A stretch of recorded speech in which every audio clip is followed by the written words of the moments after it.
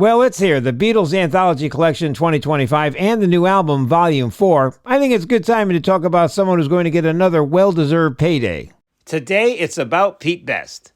With the release of the Beatles Anthology in 1995, original drummer Pete Best finally became a millionaire. He was finally able to make some money on the performances of the early sessions with George Martin, most notably the early version of Love Me Do and some tracks on the famous Decca audition. Up until that point in 1995, it's hard to believe that Best lived a middle-class lifestyle since he was fired from the band. Granted, no one expected him to have the type of money that John, Paul, George, or Ringo had acquired, but many figured he was at least a millionaire since he was part of the history of the most successful act of all time.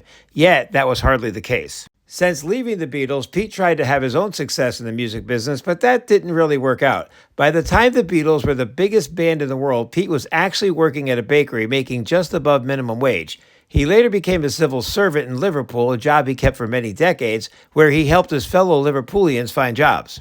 As far as cashing in my opinion, it was long overdue to say the least. For decades, Pete had to endure the humiliation of being fired by the Beatles with people reminding him every day of his life, though all he did was handle it with class. At times, he even joked about it. And with the re-release of Anthology this month, Pete can expect another nice payday. There's no doubt, Pete Best definitely deserves the money. Actually, he's underpaid.